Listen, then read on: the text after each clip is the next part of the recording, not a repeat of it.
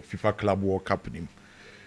Obi enim enra enim guase kese eto Miami team Real Madrid abra PSG ehye 4. Se wo ye Real Madrid ni a enye nchirichirimu ne ntoatoa bebre. O accept the fact say team na enra Real Madrid share no ye better than Real Madrid. And what Real Madrid bobuku no. Obo sen Real Madrid. Or dominate Real Madrid. Or control game ni sen Real Madrid and or share Real Madrid. Enti jitum say PSG no ye better than Real Madrid and waje 4. Die metia ase ne ye say 4 na Real Madrid for e concede ye no. Ana ye nipa dodo na Madrid for ne ya because enra ken. Yemi anxiety epunu na echi nyina no uti obi analysis a. Na eye so clear say o pedi obetime win game na eye PSG by 4-0 die. E ha adwen. Ken se wan hwe game ni bia beka se 4-0 no Real Madrid for e do so pan wo. Bo bi o hwe for game ni bia no 4-0 ni mpokra na esu. Enu na PSG anka wo so mo share Real Madrid be 6-7 goals. Sa wo de no kra ka asem a. Enu na PSG na o man share Real Madrid kra na anka wo say 6-7. 4 ni mpokra ye ketwa. Ni nyina na ye se na enu mpokra Real Madrid wa genkwa in a shape of kotoa. I will save Real Madrid that Real Madrid don't concede goals bebre. Ye say game na sia 3rd minute kotoa ye crucial save. Na ye Fabian Ruiz 3rd minute. 4th minute kotoa sa ye crucial save na ye Nuno Mendes. So the first 5 minutes no nanka Real Madrid betima concede 2 goals in the first 5 minutes. Kotoa ye crucial save mienu. Enti 4 goals na Real Madrid concede kran me wonu say eswa. Ba enra ken PSG for wi adwuma ne first half. First half na PSG wi adwuma ni nyina. And first half no a total dominance from a PSG team no. The first 45 minutes say PSG enkra ball no ye better than Real Madrid. Say PSG crab ball no ye better than Real Madrid. So with the ball and without the ball na the first 45 minutes first half and a PSG wi adwuma ni nyina. Can him say PSG for the first half enim say Alonso befa Real Madrid bobuku no. Or Real Madrid team on be build from the back. And it's a Real Madrid build from the back. Alonso be fire FIFA Club World Cup no. A team friend say PSG ne decide say on be say press high pa.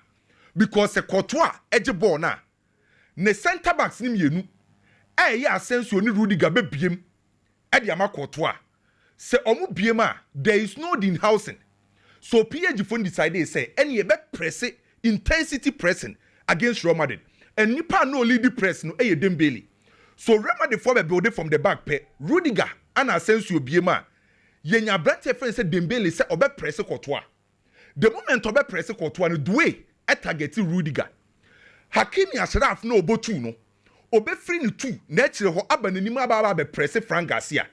Then Kvaratskhelia ebe press Fede Valverde over the right side of defense Real Madrid. Se uchan fin ho na.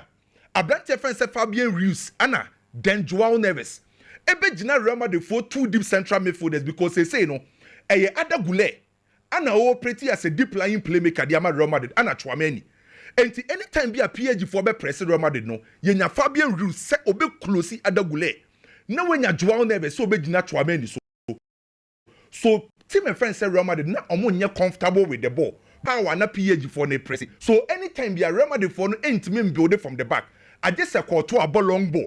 So enra Courtois nkwa ball 14 long balls.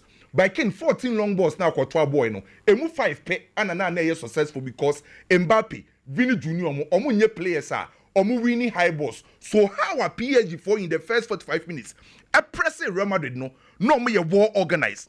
Na ye well calculated, well coordinated and an intensity na Real Madrid for na PSG dey pressure omo ama Real Madrid for no feel comfortable on the ball. During himself first half ni nyina passes are Real Madrid for completing na 95 pe. The first 45 minutes, say Real Madrid dama passes are completed no na 95. How a PSG for a press Real Madrid. So the first thing I notice here say na Real Madrid ain't mean crabble because of the intensity of PSG for press. Excellent from PSG. And sa pressing no, Emma Real Madrid for your mistake mienu. 2 goals are Real Madrid center backs ni consider yen baako Asensio die no. One control ball ni by Dembele and a press ya go ni baye. Then Rodrygo ball no ono so one calculating ni nyoma ye by Dembele and a press ye. So in their pressing and my Real Madrid for you 2 individual errors and your ball game ni wie no dey na Courtois catch Dembele say oppress too much.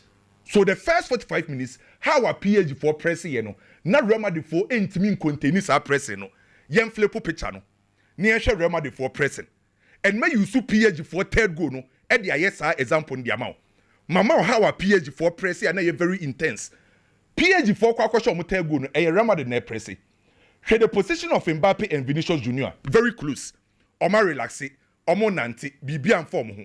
So Emma PSG for defenders no feel comfortable on the ball. Say betima progressible. Say Mbappe and Vinicius Junior are relaxed. Press intensity of former. Then ebe force Jude Bellingham and a Brent defense Chouameni say almost so embro menim. The moment Tombebo menim no almost so intensity no mo de banakin and koyi. Mame the next picture. Ken Shentoku e won finfio. Chouameni ebe kwenenim. Jude Bellingham ebe kwenenim. Roma the central midfield ni nyina no intokro kese na ho omekwa akoja adagule nkwa won finfi ho ebeside na adagule etimi defend won finfi ho at the time Jude Bellingham apush akonanim Chouameni apush akonanim. So in PSG for third goal no omo build up no omo ma emu ye mre e de ma Roma the PSG boboko no how ana Roma the for press na nkoye because omo press here players near relax intensity ni ho. So the moment ekoka Abrante friend say adagule won finfi no ana duwe eyi Rodrygo EPF ebaye enti eye duwe mom ne koyi Rodrygo pieye ball ni bedi duwe ho no okonete Hakimi Ashraf. So had the sequence of passes duwe yi Rodrygo pieye no then Hakimi Ashraf ebeye run duwe ebe pass ball ndi akwa koma Hakimi Ashraf ko anim baako ubenya space enti duwe akoyi Rodrygo pieye then Hakimi Ashraf agebo e was a Frank Garcia e connect e ko close Dembele Frank Garcia be also close Dembele nti Hakimi Ashraf all the space then Hakimi Ashraf ebe connect Dembele back to Hakimi Ashraf enti hwe kwan a how na Real Madrid for a pressing intensity ni enye calculated enye coordinated by the same PSG o the PSG for ni any example a different all game or a ball game altogether. So we check first half na ken asem we tietia PSG area adwuma ni nyina in the first 45 minutes. PSG for ni krabo na proper positional play.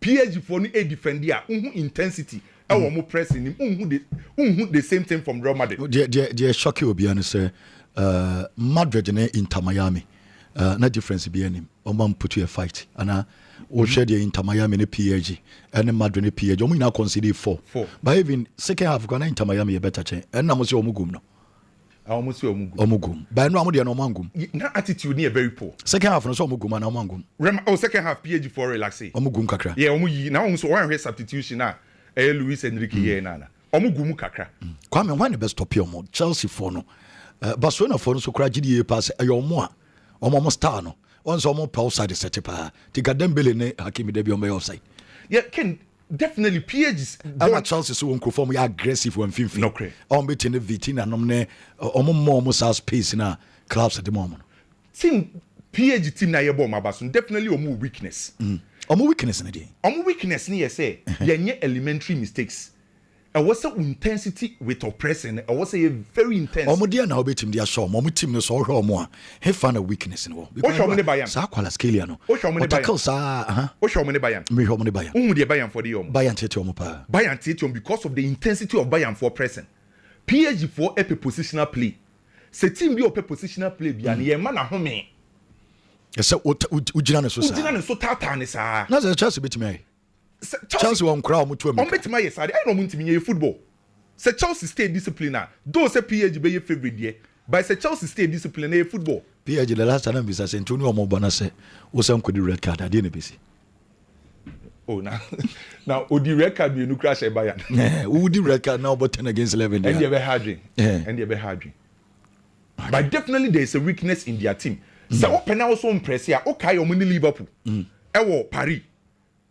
Sa bona Liverpool could defend this no ubetime defend this out throughout abra wonye mistakes ubetime hold you omo mehwe kokorea na Ashraf Hakimi all right oba duwe no ko ha na be hadwen wonse kokorea na de onim tackle yi pa sa game with the enya group and on say and almost so no front three no Kvaratskhelia duwe then Dembele no omo running and a lot of interpositional play obi anyina baby fa kon we kwasha no akosha enti se ukosia sa team na men fan show team so okoye man marking eno bi na BT Rodrygo because Rodrygo de oya ade pa ye say man marking enti se Rodrygo kosia Halana adenti no team uniform because Haaland is a static for ni bi no ubetime yi na film by se Rodrygo kosia defenders are strikers and as a forward line omo interchange position bebre na man marking nemfa age se oye more of a zona and a space oriented and on a BT Rama de Fuetro no so say Chelsea for betima yes ade no omo nye mistake na omo be rania press pa na why not say omo lose game Botafogo show man na me nwan bi remind you Botafogo show mo Botafogo defend PA agent me ante yes I can only one goal pen on my consider and say Botafogo for no entina na but Atletico Madrid ntime fa ba nto mo teams ni bi obi ntime fa ba omo na Atletico Madrid game na omo first game hwe bi Atletico Madrid for defend you by who defend ya na untimi maintain the defensive structure be mistake by Botafogo de na omo show mo no se ubetime ST deep no we defend ya stay discipline why not football so Chelsea so betima ye buy say all kind of credit atro ho de ya say clearly then say PSG for na ye favorite ye buy Madrid for no Alonso wa adwuma ye Mbappe ni Vinicius ani mo ne de e be din pa ye ken mame bobo transfers ne so ma o tamaso okay fa de eso no mai men sem ne so de ni nyina so de fa mai me na wokase Kudus de no nse nura ye be break the man at the time at Thomas Frank here in the tactical board no na onse report ne be to odwa enura se Kudus se on bobo bi ma West Ham or ye transfer request bi no se Sunday no ani esi Kudus ene Thomas Frank kasaye ana Thomas Frank a promise Kudus say ne plans ni project on na ba be the key figure face of Tottenham yes okay and necessary Kudus adwen say oba be the key figure e was Spurs bobo konim me na wo kase Liverpool for ese omo kwa kohia papa ye friend say Richard Hughes omo kwa kohia na se omo kwa kohia ni nyina no omo hwe say ombetimi a make sure say Rodrygo on say Richard Hughes ana sporting director and as executive for the Liverpool o kopiem wo Spain na Richard Hughes ko say ekopiem wo Spain na o kohia Rodrygo enwam bebreki ma say Liverpool for Rodrygo wo mo target ne so Abasa Luis Diaz o meja no kwana na te say omo hu say Luis Diaz benya ko enti Richard Hughes kwa kopiem wo Spain kwa kohia Rodrygo omo say next week omba kwa kohia no enti de eba no na Oli Watkins so Manchester United for no say Ruben Amorim say United the best so kwame omo transfers no Mr. Ebiba wo dem mo Mfanto da don be sane player na ya be kana ya chekrado debi mbwema dis only the free Barcelona eba the free Barcelona eba no say Hansi Flick returning from the holidays no mo koyi meeting nra omo de ato nanim say iska kese bia ba omo de ato papa nanim say Casado do beton no Casado yes omo de ato Hansi Flick anim waka no by Barca say will be the 50 million back Casado beton no well onim say Leverkusen enra what say Leverkusen the 50 million 150 million back to Casado sana ba saka kwame enra wo maka na woka ana sabi dem dey say never me so nkra on say Leverkusen for 150 million back to Casado Leverkusen for no the 20 coin Barca for say omonje Leverkusen the 20 coin omo say omonje eno no ene wa 2025 enya no for Casado say no David 20 dey ofo Casado mu no yo mu free Barca club no enye bibia for 20 dey ofo I say o kai ko enka mo nkofo ekototo ko enka mo ne ba kokofo ba na Messi mu ba no mo keka ho no be ka ho ko enka na nkofo bebre tell wo san nkofo no o mo ba sapa Jeffran mo na Inter for also the 12 million akoba sa for Marc Andre ter Stegen no so onko meeting no o the elders when you yan so likely so ko Galatasaray you know Inter banka Inter bad Inter bad Inter the Marc Andre ter boy now be so mafia Barca for basically obe how my drink but I think say Inter a good deal man Inter a good deal man but I say the ten say meaning say yabo game we so many emotions I understand the emotions are too much na nkomo ami di bedi meaning say nipa dodo na na menya dwe but it will take time for people to understand me very well eno awo hu say Real Madrid decided to come press PSG, come show 15. And now, I disagree with the lineup Jabi Alonso did and the cool Real Madrid. Now, the only time Madrid for decided to press and the third goal nearby. And it was so elementary. 1-2 passes. Na Eji Madrid team ni free mo. Pressing is good. But say any coordinated, it kills the team. Now, I'll talk about how Chelsea can stop PSG. We'll have that conversation. Now, you see, Real Madrid, a pressing team. The last 12 years. Or the SAR system where you see no, or they are just 6 Champions Leagues. In the same span, Sima didn't pressing about proper pressing football. SAR period, was Liverpool. On the Champions League to do say. The same Liverpool, Madrid, actually twice were Champions League finals. Make the say what Luis Enrique is doing is good effort. Name that is not the only way to win games. I hate to say, time a Pep Guardiola must start some more beautiful football. Every coach wants to do the same. Into a best terrain, everyone to want will be a person passing. Yenya Pep would be. Now Luis Enrique seems to be changing sa idea into Obia say pressing. I know, sir. Time a yagging club, they're not changing, but when would they know a serious? Look, today, if you put Lewandowski in this Paris Saint-Germain team, on to me more. What the Harry King got to one? On to me more. See me come yes and obin Jimanusi Bonnie. What the Messi Cotum is here on to me more. What the Ronaldo team on to me more. And you said they are bad players. But the system is molded in a way say you don't need to be extremely good. And you say system say the front three as I say obi a trumika. So if you cannot run, you cannot play in the system. A system team. I don't think I may say this system. Why when all the strikers be bria ujo mudi so many go ni she. Who do kotumo win team more? But on command I mean what I say. Because ya modi a system will be a and yes PAG team no column money almost on 90 million euros. 90 million euros coach say on loan.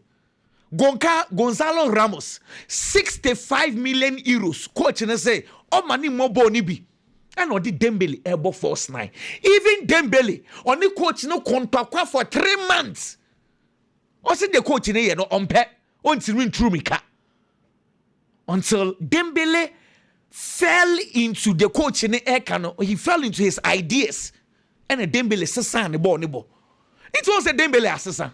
Say Dembele is more of a system player today because Sawanya sa system no fano. It's any specialized skill. About system no, that is how we want to go. Now, Real Madrid team Ken. Last year, the entire Carlo Ancelotti suffered so much under Barcelona. Ne say Ken.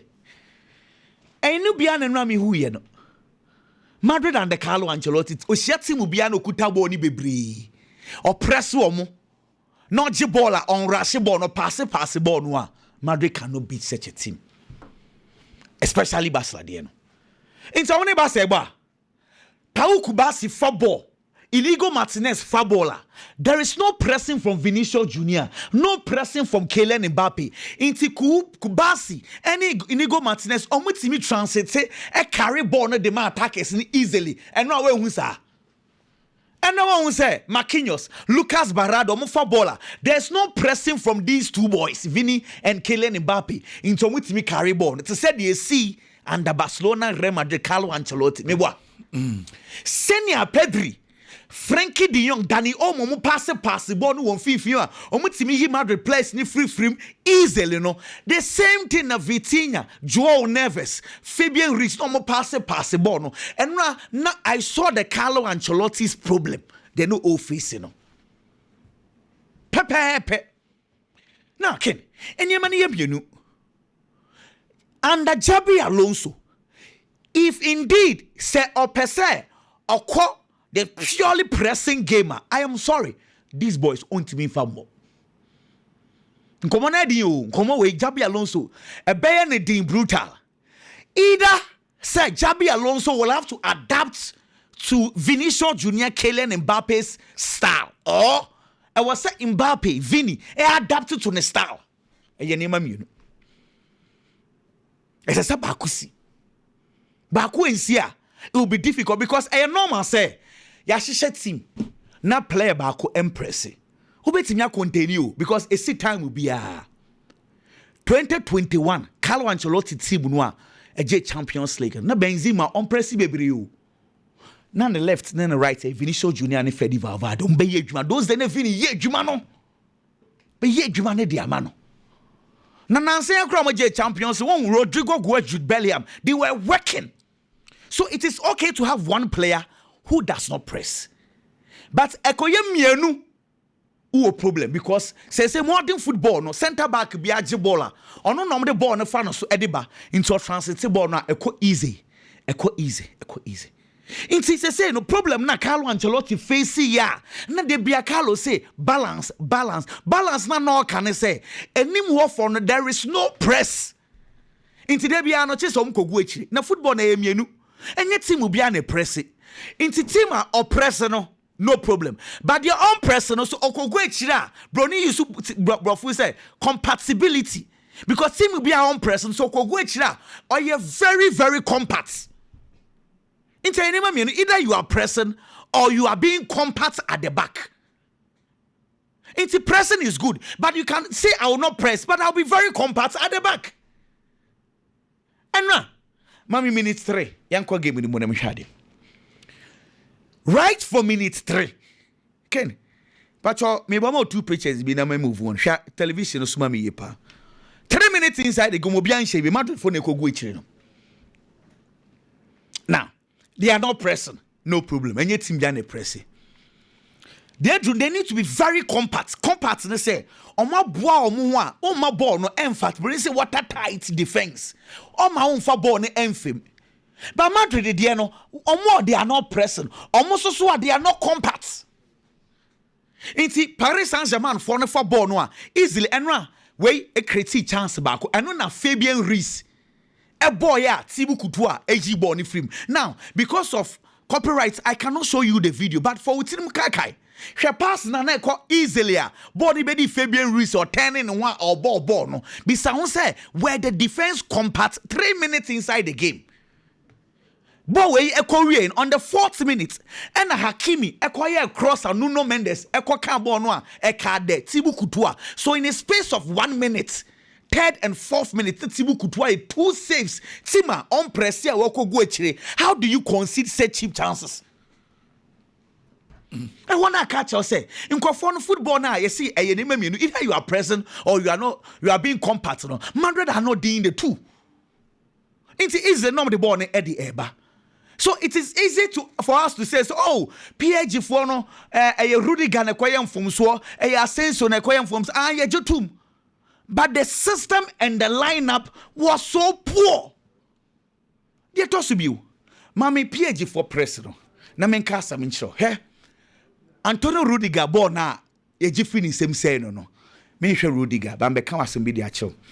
Ke screens no so ma PG for lead 1-0. Madrid players do say na what kind 5. PG players do say na what kind 5. Ohun kofo no. 5v5. They were leading by a goal to 0. They could have easily said, Yanko Echi. But Nkofono was 1. Still oppressed. This is Dembele chase because Rodrygo send where's your position. And you strike a piano because Rodrygo. So because when him say we position we are all possible on the Ako. Dembele be a team player. No. Emma me call back na Mbappe ne Luis Enrique. conversation me ko so pari obekai ono ne nkwa me se Ghana for be bra sa video no ono ne nkwa hye dem na o kire ne nema eso ye. This is a very good coach. This our coach, we coach our Messi, Neymar, Suarez the same year. Oni say you oni Messi nyasa. Asman kama be kan say oni Messi kontokwa. Oni Messi kontokwa. Na sa time kra no say omuntimi press it say the omu press is no say Messi mun cover spaces kakra. Messi I don't do that. But January omu nyina decide I've not obi ntimi ne exactly. I just saw one manager or can some not ya boy ya Dembele boy Ballon d'Or obeji. Waje say me wa unim say me la me ya ma. Say me page me. Because why a team player or press it or Jebo no about. So say now he's playing into the system. He's a system player now. Inti work hard. Exactly, I cannot because simple but work it. Let me show. Say anytime I can say coach be a system. System no, if you don't work out, you cannot play.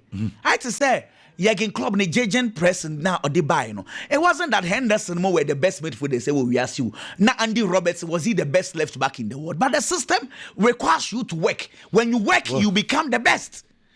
Inti nkomone nyina ne aya me say die dru no but won say ye lamo Vini and omu di Kylian Mbappe. I say the fact that they cannot press does not make them bad players.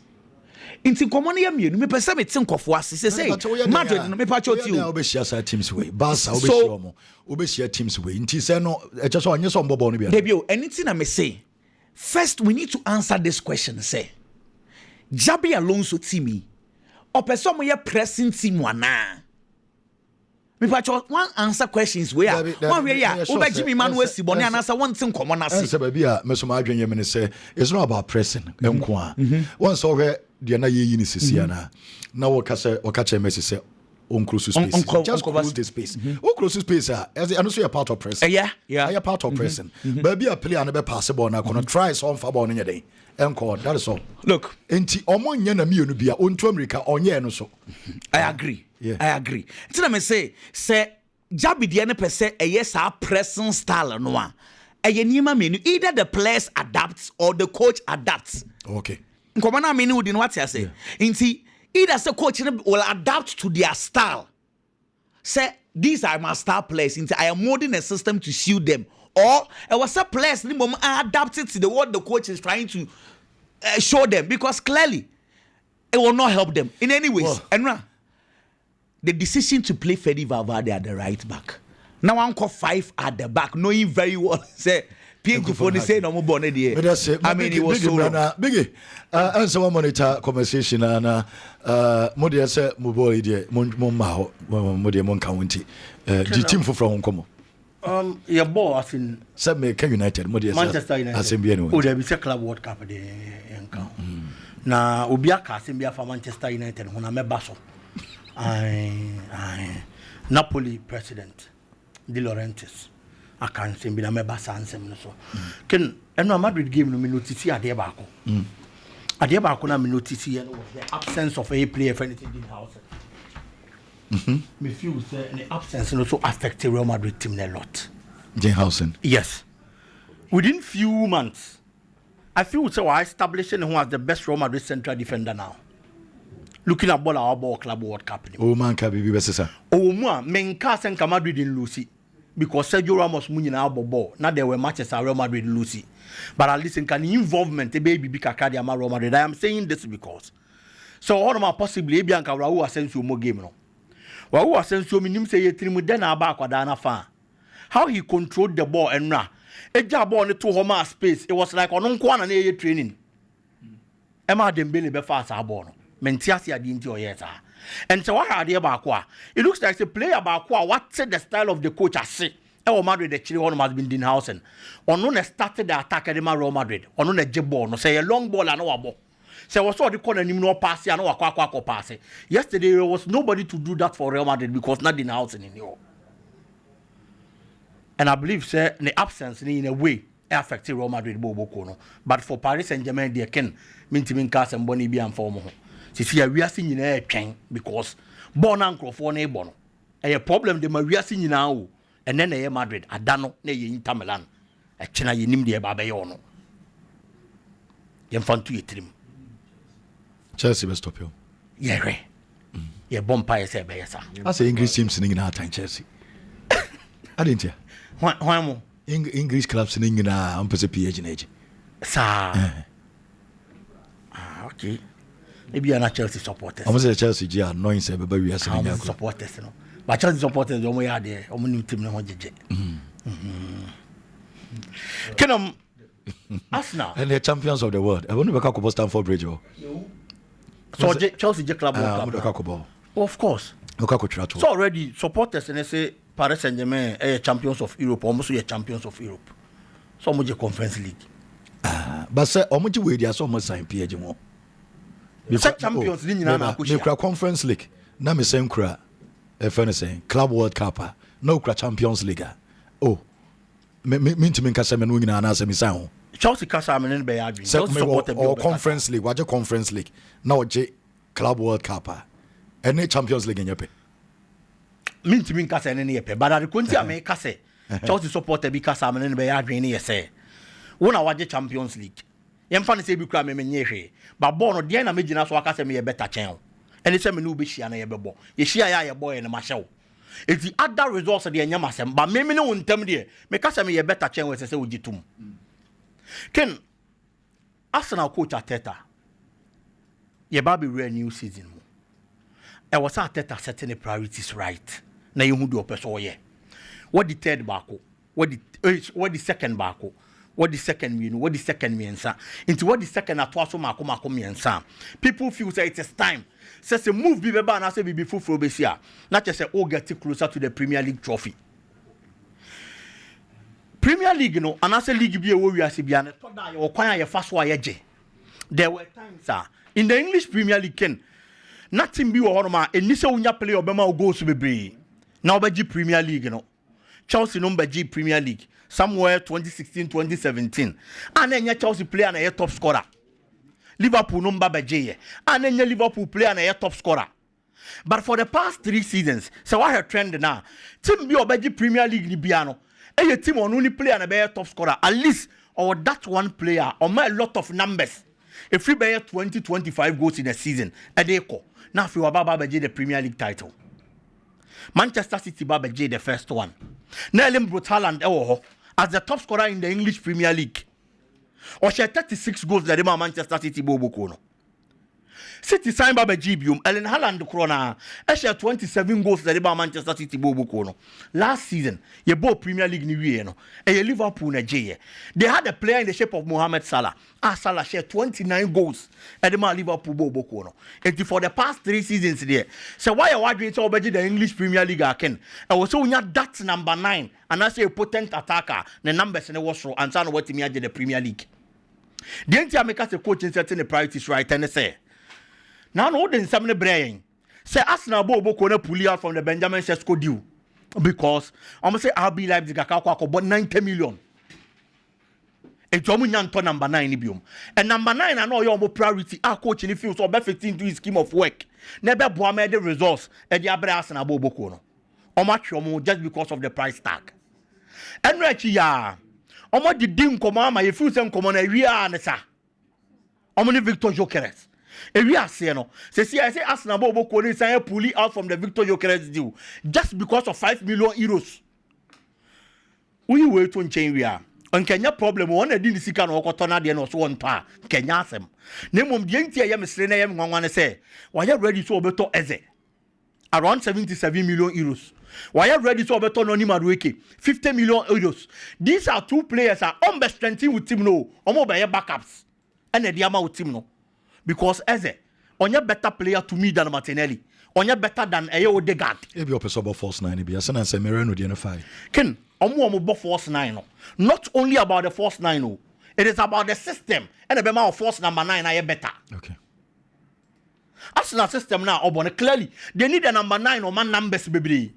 Because so what Arsenal for the past 3 seasons. Our the second with Premier League anymore. Adia Emma Arsenal in League no. A typical and potent number 9. It is over to me spend this 50 million and the 77 million. And their top players are omo baba be backups are. I didn't see a number 9 or be starter. No the Premier League ne be bre no. say sika ne nkonkofa no just 5 million out the best also na dey afa Victor Gyökeres just 5 million ken na kokko kese na ngasa no wato na ne ba okay sika ne 70 million wonya 65 unya 5 from fans so Arsenal Premier League na wo so mu hu no mu di sika no so kokko fa striker e de ne ba ken Manchester United asemna na make no Brony Wakasa we say the hard truth asem no tie be ya but no kre e na papa na ka no it is all your Manchester United supporter na otia I was so new team no e kasa no mo sha ase ye niema ye whatever the fault is e with team nim Di Laurentiis say omo person mo kokko fa Garnacho will pace or flair and also a prospect for the future na emom enya sa niema we nti no mo kwa akwafa no omo kwa akwafa no because akwada ni si akan Manchester United into omo fa na acha within 1 year obey 2 times better than the oil Manchester United no because there is a systematic problem our Manchester United bobo kunima and you know never become wasem Manchester United after the exit of Sir Alex Ferguson after certain players are no more big players but when they join Manchester United who nim dey besi Manchester United 59.7 million pounds by 10 years in the e de kokoto Di Maria de ne buy Di Maria buy before joining Real Madrid before joining Manchester when performance for Madrid Sa season over in 2014. Now about Real Madrid at the Argentina Player of the Year. The performance was superb. Or joining Manchester United. One season he was a total flop and on one casa free club anymore. Or Koyeno. Wakwa other teams are. Nansenya Club World Cup in the performance or Benfica. Manchester United cofer Memphis Depay. The same thing happened. United cofer Henry Mkhitaryan. No was the Bundesliga Player of the Season or Borussia Dortmund. And Obaye.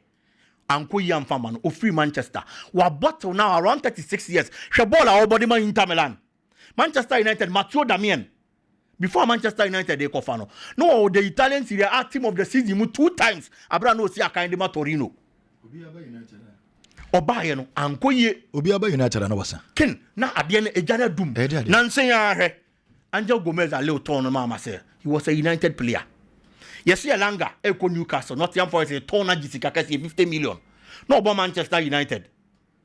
She player or J, Italian Serie A, player of the season. Scott McTominay. Last season, you know about Manchester United. Anthony. And today, now Manchester United are these players. Oba were very good, but obi ratim nimpena niema sesa na niema nkonkan fa club no. It would say papa na kasa asem na. Ebe ya oya eye no kre, but no kre na waka akire wo no. Cristiano Ronaldo who loves the club kan oso okọ ye nyina osaba Manchester United no. Structures e wo ho nye, training facilities nye. If these things and they contribute to the poor performances of these players are. Omo hwe no mo nya bibi mfamfa ho because asem na papa na ka no eye no kre e no waka de akire Manchester United. Well, I know you're biggie, and so Edian and the medium Komokakra, and so Ewa and Chakra.